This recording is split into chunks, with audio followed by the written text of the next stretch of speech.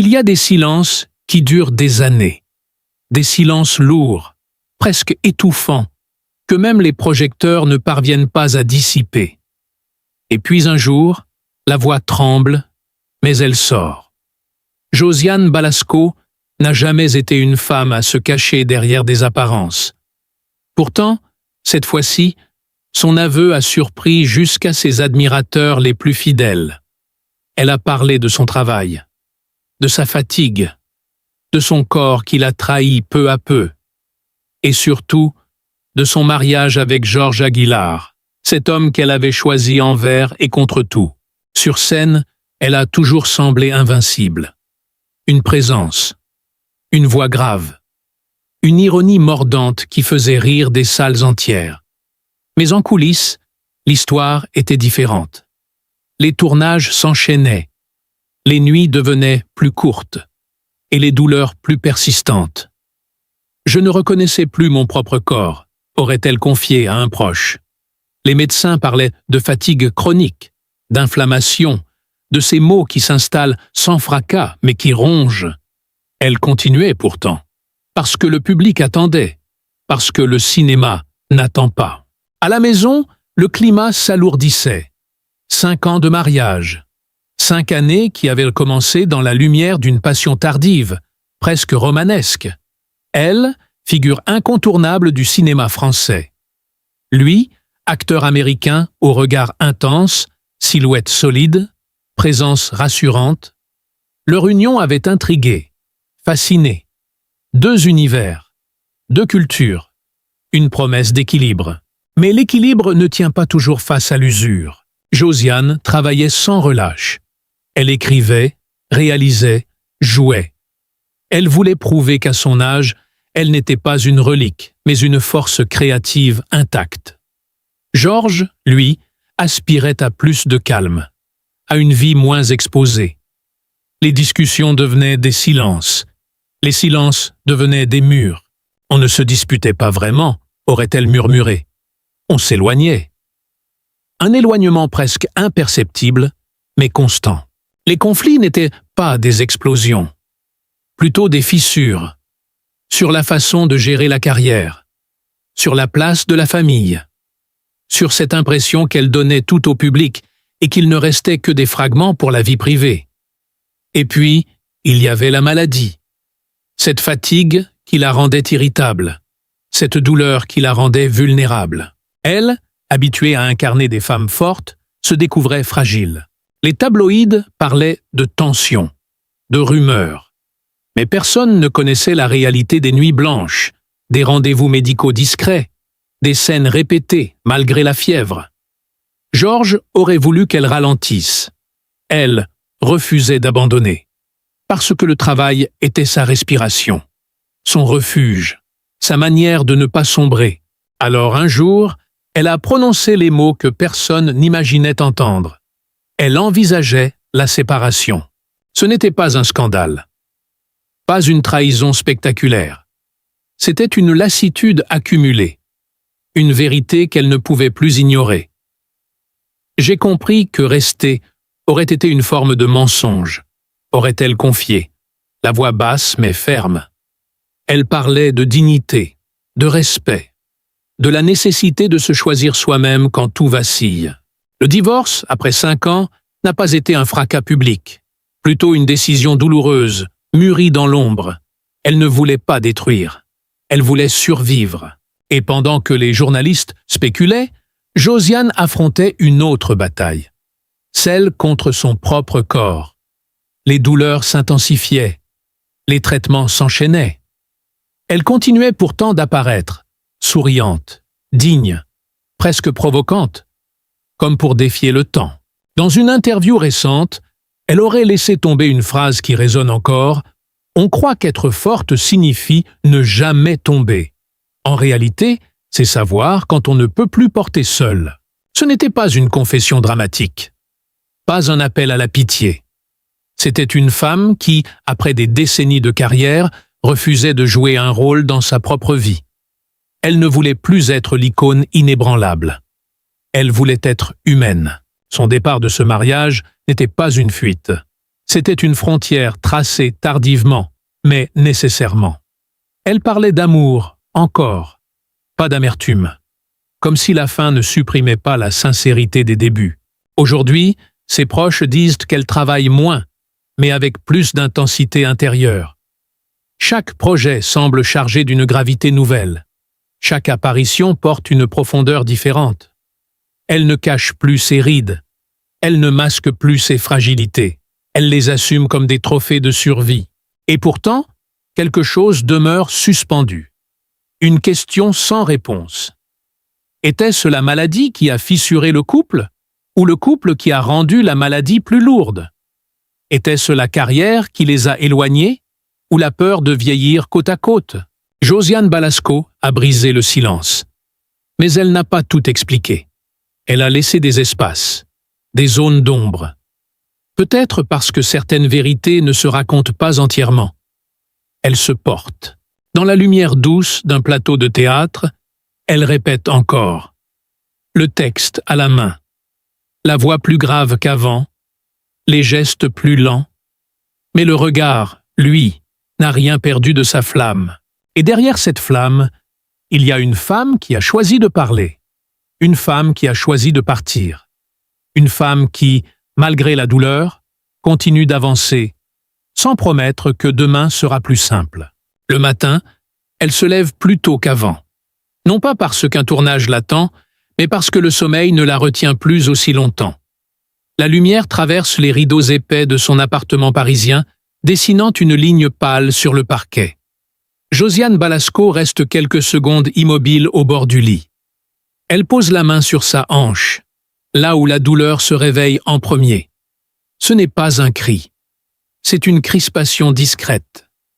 Un souffle retenu. Dans la cuisine, la cafetière gronde. Elle préfère le café noir, sans sucre. Le sucre ment, plaisante-t-elle parfois.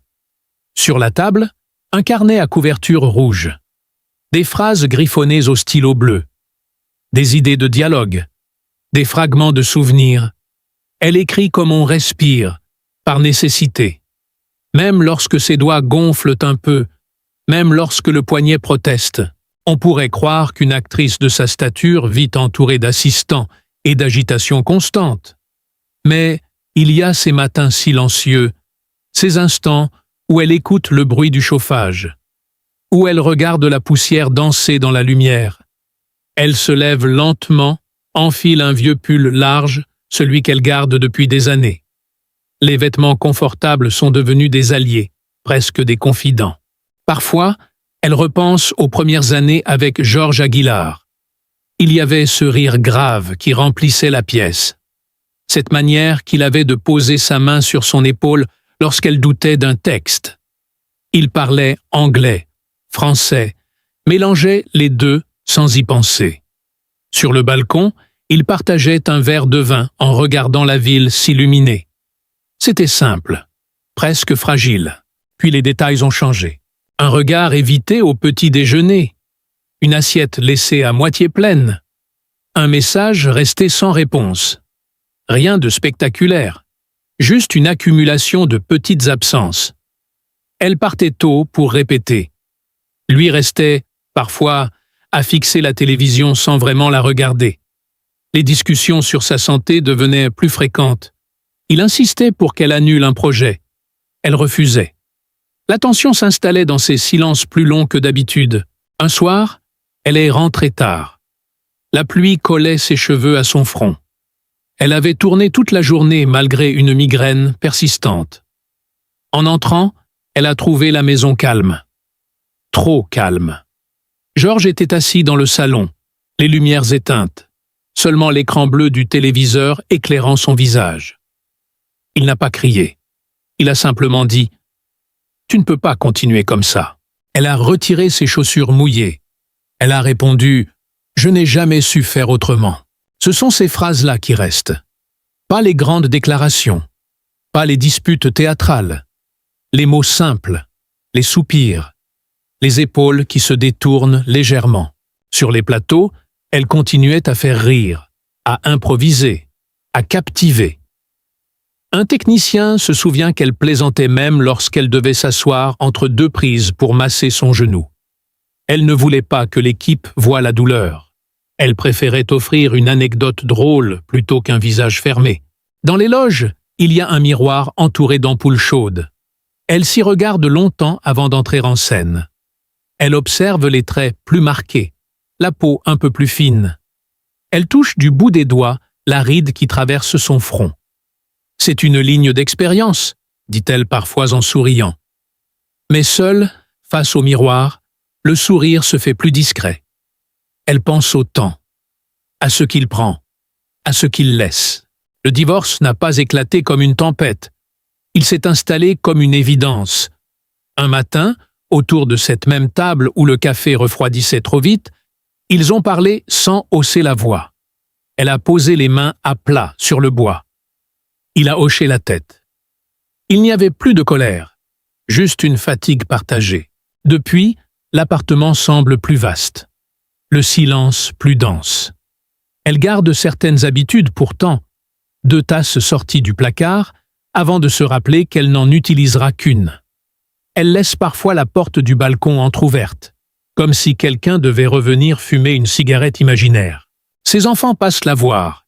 Les conversations sont tendres, prudentes. Elle ne dramatise pas. Elle raconte les choses avec cette franchise un peu brute qui la caractérise. « On a fait ce qu'on a pu », dit-elle simplement. Lorsqu'elle marche dans la rue, les passants la reconnaissent encore. Certains lui parlent de films anciens, de répliques cultes. Elle écoute attentivement. Elle remercie. Et dans son regard, il y a quelque chose de plus profond qu'avant. Comme si chaque mot adressé au public était désormais plus conscient, plus précieux.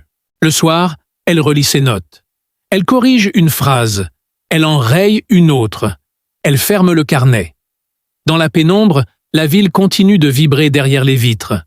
Elle s'assoit dans le fauteuil du salon. Elle ferme les yeux quelques secondes. On pourrait presque entendre son souffle, lent, mesuré. Et dans ce souffle, il y a la fatigue, la perte, la dignité. Il y a aussi cette obstination tranquille, celle d'une femme qui ne se réduit ni à un mariage terminé, ni à un corps affaibli. Si vous étiez assis en face d'elle, à cette table de cuisine, vous verriez ses mains légèrement trembler lorsqu'elle verse le café. Vous remarqueriez la façon dont elle soutient le regard, sans détour. Vous sentiriez que derrière l'humour, il y a une profondeur presque grave. Elle ne joue plus un personnage. Elle vit, et chaque détail, le bruit de la cafetière, la lumière sur le parquet, le carnet rouge ouvert à moitié, vous donne l'impression d'être là, dans cette pièce, témoin discret d'une existence qui continue, malgré tout, à chercher sa lumière. La nuit ne tombe jamais d'un seul coup chez elle. Elle glisse lentement, comme une encre diluée dans l'eau. Josiane Balasco laisse souvent la lampe du salon allumée plus tard que nécessaire. Pas pour lire. Pas vraiment pour regarder la télévision. Juste pour que l'obscurité ne prenne pas toute la place. Il y a encore des choses qu'elle ne dit pas. Dans certaines interviews, lorsqu'on évoque Georges Aguilar, elle marque une pause à peine perceptible. Une fraction de seconde. Les journalistes la remarquent rarement. Mais si l'on observe attentivement, ses doigts cessent de bouger. Son regard se détourne vers un point invisible, comme si un souvenir précis traversait la pièce sans demander la permission. On a parlé de fatigue, on a parlé de conflit, on a parlé de séparation. Mais il reste des zones floues, un appel tardif dont elle ne révèle jamais le contenu. Une lettre qu'elle dit avoir relue plusieurs fois avant de la ranger dans un tiroir. Un projet abandonné brusquement, sans explication publique. Un soir, elle aurait quitté un dîner plus tôt que prévu. Les convives racontent qu'elle souriait encore quelques minutes auparavant. Puis son téléphone a vibré. Elle a regardé l'écran. Son visage s'est figé. Pas de panique, pas de colère, juste une immobilité étrange. Elle s'est levée. Elle a murmuré une excuse.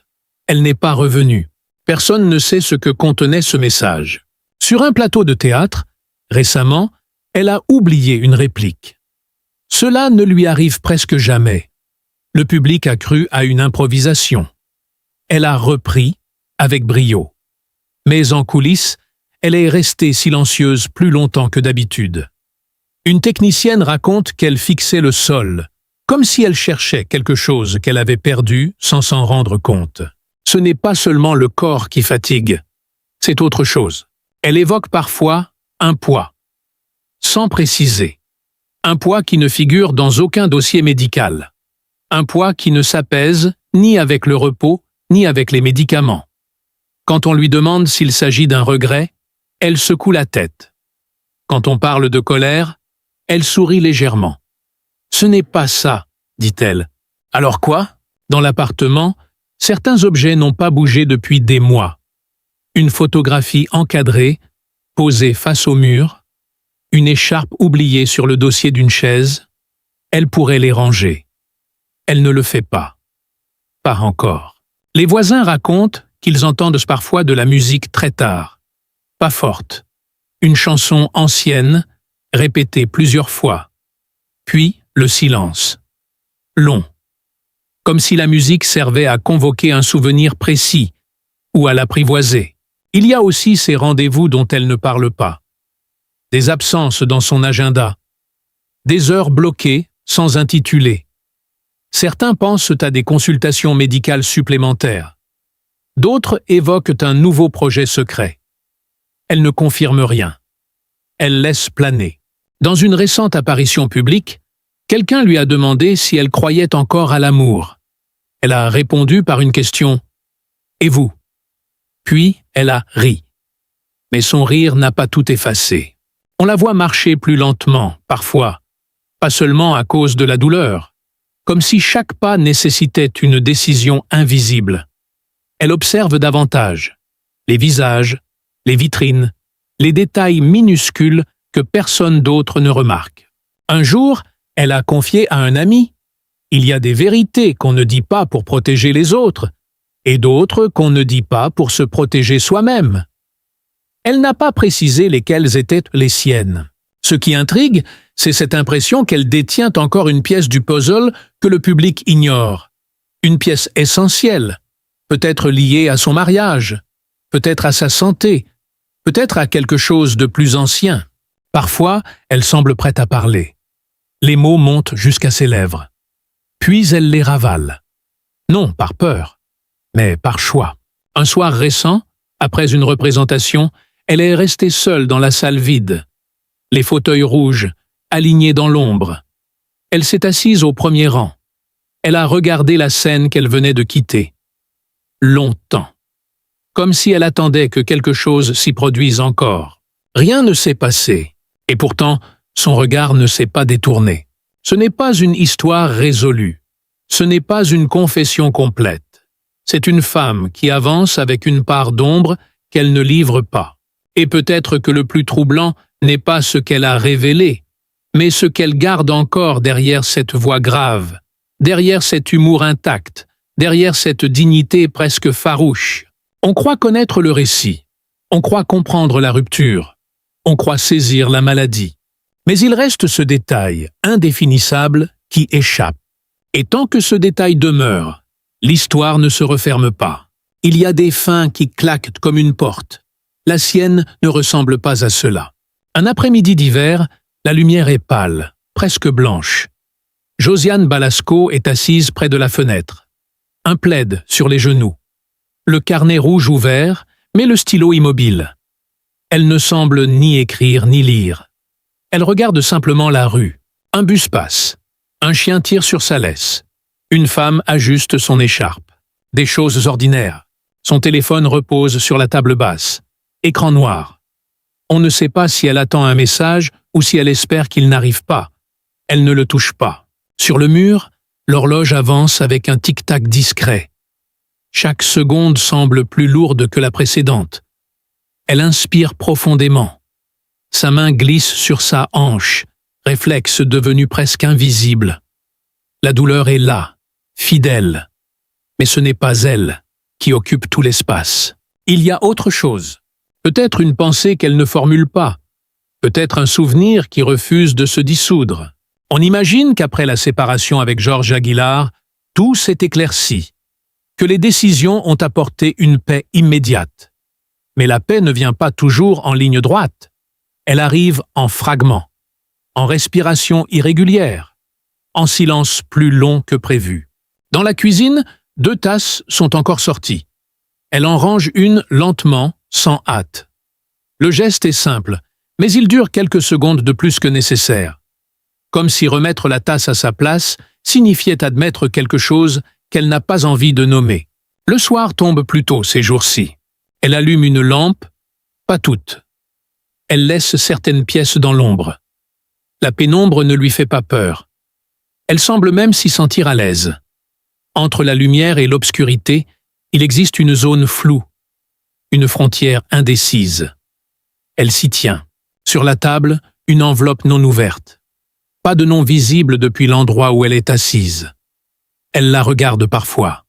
Elle ne l'ouvre pas. Pas encore. Peut-être jamais. Les souvenirs ne sont pas bruyants. Ils s'installent doucement. Le rire grave de Georges, un soir d'été. Le bruit d'une valise qu'on referme. Un dialogue interrompu. Une phrase qui commence par « si seulement » et qui ne trouve jamais sa fin. Elle se lève. Elle marche jusqu'au balcon. L'air est froid. La ville continue de vivre sans connaître ses hésitations. Des fenêtres s'illuminent. Des silhouettes bougent derrière les rideaux.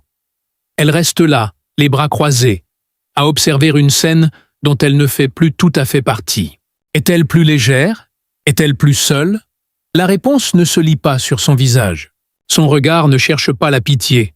Il ne réclame rien. Il contient simplement quelque chose d'inachevé, comme une phrase suspendue entre 2 respirations. Plus tard, elle revient à l'intérieur. Elle s'assoit devant le miroir du salon, celui qui ne pardonne pas les ombres sous les yeux. Elle ne se maquille pas. Elle ne détourne pas le regard. Elle observe les marques du temps avec une sorte de curiosité calme. On pourrait croire que c'est là que l'histoire trouve sa résolution. Mais rien ne se résout vraiment. Le carnet rouge reste ouvert à la même page. Une phrase à moitié écrite. Les derniers mots sont hésitants. Elle pose le stylo à côté. Elle ne termine pas la ligne. Dans la pièce, le silence n'est pas vide. Il est dense, presque vivant. Peut-être qu'elle pense à un nouveau rôle. Peut-être qu'elle pense à un départ. Peut-être qu'elle pense simplement au lendemain. Le téléphone s'allume brièvement. Une notification. Elle ne se précipite pas. Elle laisse l'écran s'éteindre de lui-même. Au loin, une sirène retentit, puis disparaît. Elle ferme les yeux quelques secondes. Pas pour fuir, pas pour oublier, juste pour sentir le poids de l'instant. Quand elle les rouvre, rien n'a changé. La lampe éclaire toujours la moitié du salon. L'enveloppe est toujours sur la table. L'horloge avance. Elle se lève. Elle éteint la lumière du couloir. Elle laisse celle du salon allumée. La fenêtre du balcon reste légèrement entr'ouverte. Un souffle d'air entre, soulève à peine le coin du carnet rouge. La page tremble. Elle ne la retient pas.